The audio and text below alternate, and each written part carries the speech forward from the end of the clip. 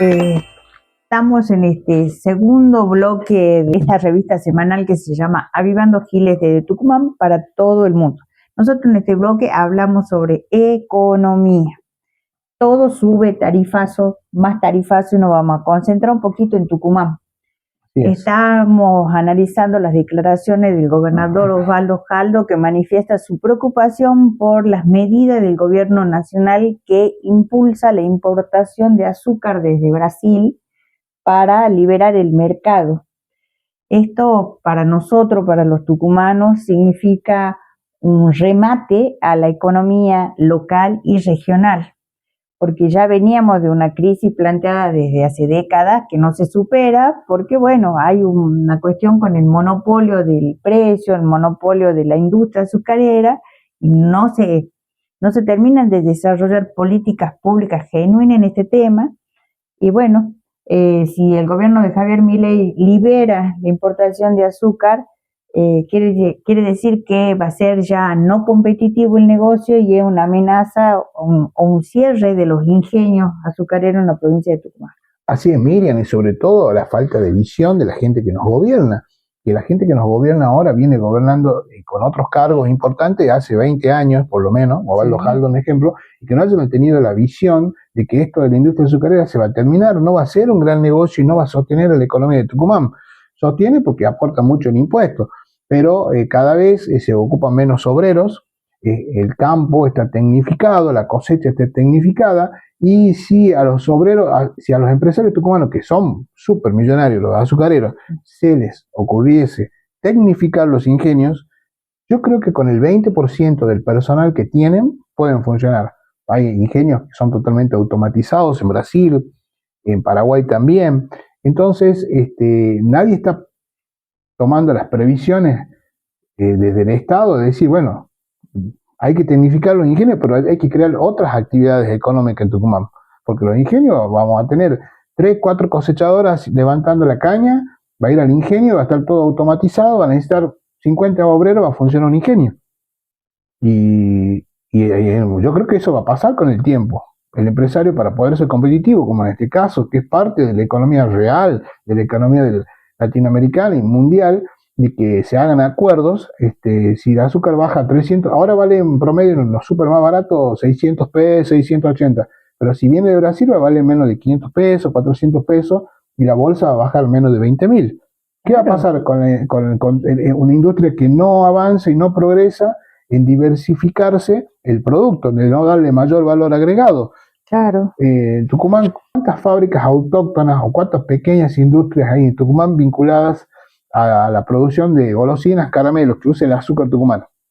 Pero no son, tendría que haber una diversificación y el azúcar, ir más hacia los combustibles o diversificar o generar otros productos con lo que es el contenido de esto, con lo que no aporta el azúcar, digamos, la caña de azúcar.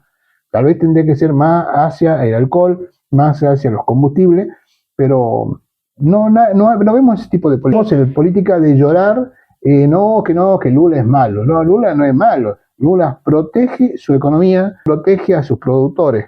Y Brasil es mucho más grande que Argentina económicamente.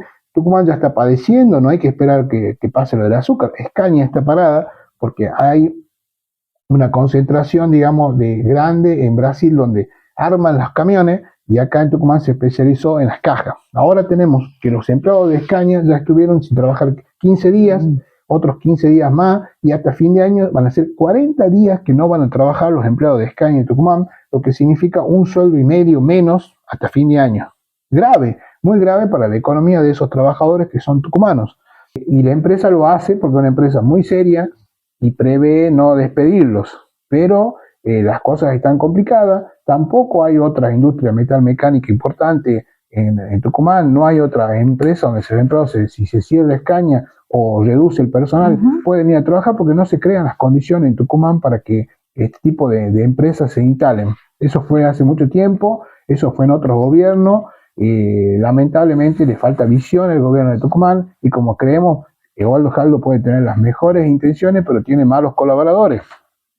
Que no le acercan ideas, que no le acercan buenos contactos, porque un colaborador no solamente debe ser eficiente, tener buena idea, sino que tiene que tener contactos con mundo de empresarios, con gente de fuera del país, dentro del país, para traer y aportarle a Tucumán. No solamente decirle, sí, gobernador, hago lo que usted dice. No, hay que plantearle al gobernador, tengo esta propuesta, tengo esta otra propuesta, podemos hacerlo, mire lo que ganaría, mire los trabajos que generaríamos. Ese personal no lo tiene Osvaldo Jaldo. Tal vez tenga que apelar, como dice la doctora Chala, ¿no? Buscar unos robots que le tienen unas cuantas ideas con inteligencia artificial, porque hay funcionarios que no funcionan en Tucumán.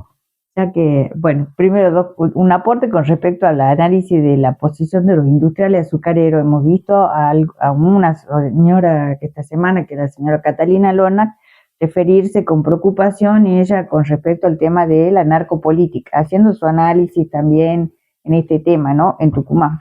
Pero ella viene advirtiéndole al gobierno de la provincia, porque ella y su esposo, el empresario Roque Ferro, están en la Federación Económica, dentro de lo que es la Unión Industrial. Y además, él afiliado ahora a la Libertad Avanza. Entonces, también ahí entra ya una cuestión de la política, de lo que es la carrera electoral, y eso va a impactar en las decisiones de la provincia, ¿no? Nacional, la relación nación-provincia. ¿Cómo nos va a acompañar o no el presidente Javier Milei a Tucumán? Creo que no lo va a favorecer al gobernador Osvaldo Jaldo, y esto tiene que ver con algo que analizábamos la semana pasada, y creo que vos lo habías dicho muy bien, lo has sintetizado. Jaldo no puede perder las elecciones porque derrotado no tiene margen de negociación con el presidente Javier Milei.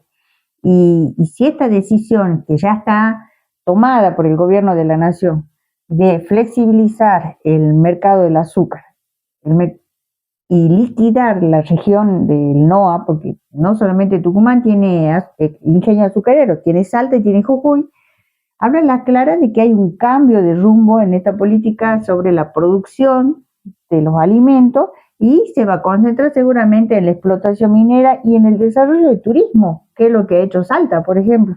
¿Me entendés? Y la falta de inteligencia, sí, de los industriales, no, yo no creo que vea falta de inteligencia, son especuladores. No les importa a la gente, en verdad no les interesa. A estos empresarios locales nuestros no les importa el pueblo. Se sirven del pueblo, lo sacrifican al pueblo, tienen funcionarios que van cumpliendo con sus metas. No te olvides que todos los proyectos de desarrollo de la provincia no pasan de los intereses de un sector de la Federación Económica. Hoy a la Federación no le importa matarlo al comercio, ¿me entendés? ¿Por qué? Porque está siendo conducida por 2 o 3 personas que tienen sus intereses primero por delante, y ahí habla de las debilidades de las instituciones que tiene Tucumán, de las entidades, de la sociedad civil, como esta, el tema de la federación, y su postura frente a la política. No les interesa. Entonces también, como vecinos, como ciudadanos en Tucumán, tenemos que pensar qué rol cumplen estos espacios, qué intereses fogonean, y cuáles, en definitiva, los beneficios y los perjuicios que le causa al pueblo. En este caso, lo único que van a generar en esta alianza del sector de gobierno oficialista con un sector de la Federación Económica para alcanzar esos objetivos económicos es en perjuicio de todos los tucumanos. Así es. Porque desempleo, más pobreza, sin diversificación, sin una idea de qué hacer y cómo resolver, es grave la situación, y más represión creo que se va a hacer. Así es, mira, yo lo que quiero aclararles a todos, que por ahí cuando le muestran los números, alegremente la gente del gobierno habla de números económicos, dice Tucumán gana 100, es la macroeconomía de 100 y vivimos 100, y no hablamos de la microeconomía, porque los 100 solo quedan 5 personas, y se llevan 80, 5 personas, y el otro 20 le dejan para los otros 80, para que los pobres se peleen por ese 20. No, hay que redistribuir bien la riqueza, hay que trabajar para todos los espacios, crear espacios nuevos, y hay que crear nuevos trabajos, digamos. Tucumán no puede depender solamente del azúcar, solamente del citro, que dicen que están fundidos. ¿Y de qué más depende? El gobernador dice del consumo, pero no hay consumo, señor gobernador. Bueno, pero no es culpa mía. No se reactiva la economía. Entonces, ponga a pensar a su gabinete, a sus funcionarios, cómo vamos a generar trabajo, cómo vamos a mejorar el turismo. No solamente de seguridad vive Tucumán. Pero la seguridad, ¿usted la cubre en un 100%? Las rutas no. La semana pasada hablamos de 10 vehículos que habían chocado en la zona de Los Aguirre, en la autopista. Pero a los 2 días se mataron 3 personas. Claro. Una persona iba en contramano por la autopista y mató a una madre con su hijo. O sea, a pesar de lo que pasó, no sigue sin haber control en la ruta. Eso también es darle seguridad a los tucumanos. ¿Dónde está la defensa civil? ¿Dónde está la policía vial, la policía normal? ¿Dónde está el un transporte que no tiene controles fijos? Hoy por un dron podemos controlar la quema de pastizales, con un dron podemos marcar la velocidad que tienen los vehículos con radares.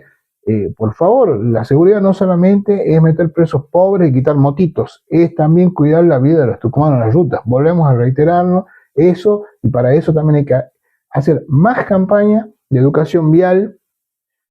Continuamente todos sabemos cómo penetra cuando se repiten las cosas.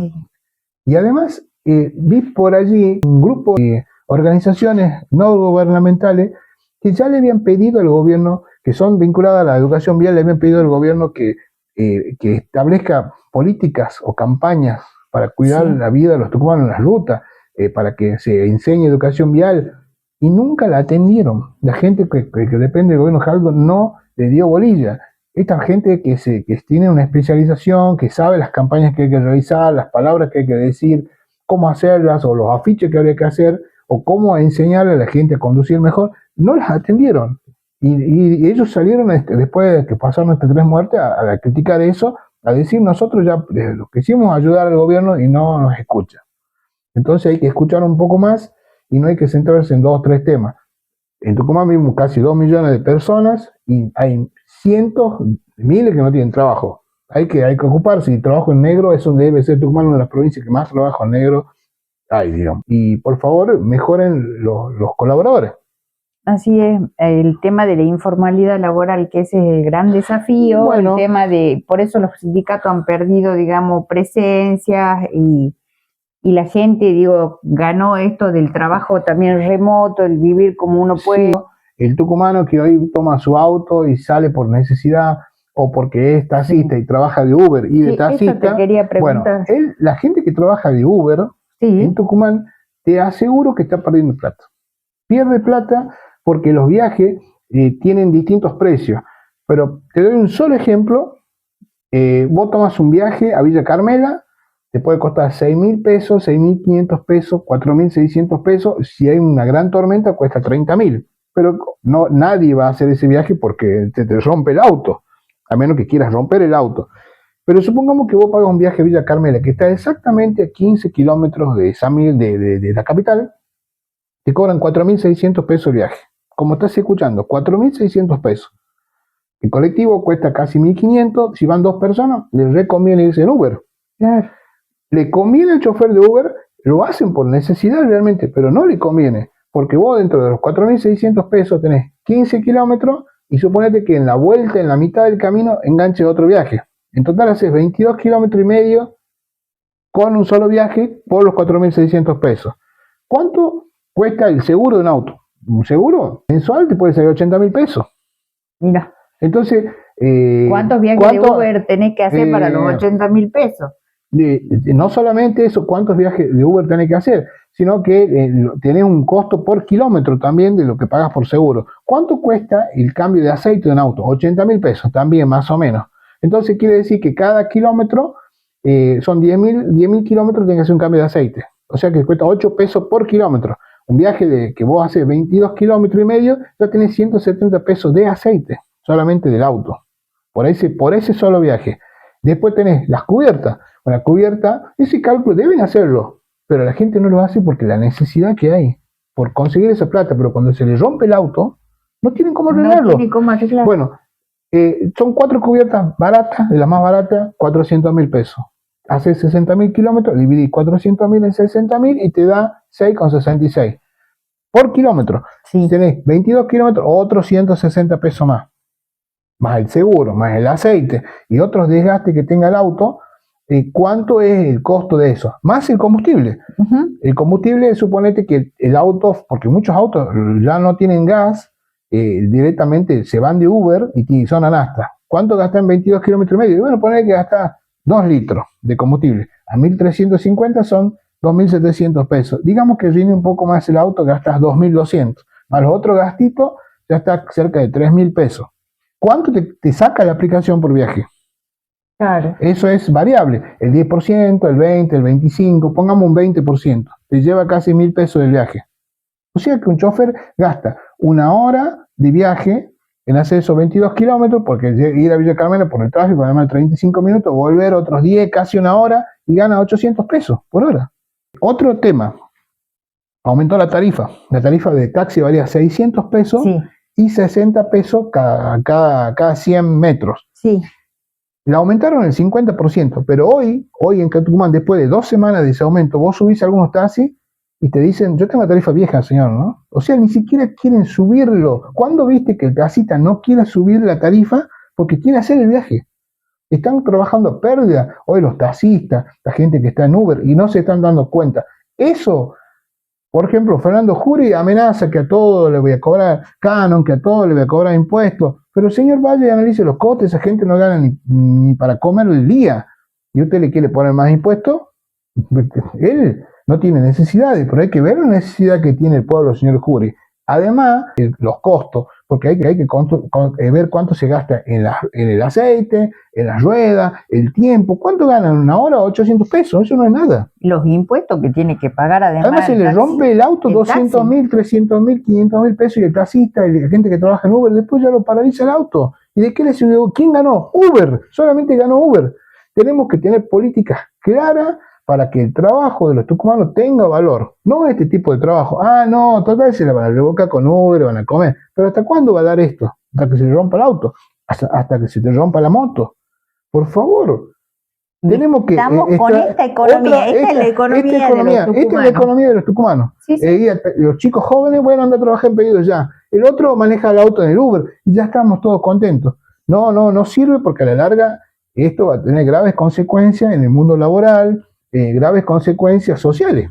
Por supuesto. Así que le advertimos, por favor, a la gente que está en este gobierno, que tomen cuenta de todo esto, que le estamos dando una mano, digamos, le estamos advirtiendo. Si no lo ven, bájense del auto y vean cómo viven los tucumanos. Así es. Bueno, con estos temas vamos cerrando este segundo bloque sobre la economía, que no te cuenten, una economía durísima, para un sector muy importante de la población acá en Tucumán. Bueno, vamos a la pausa. Vamos a la pausa, gracias. Gracias.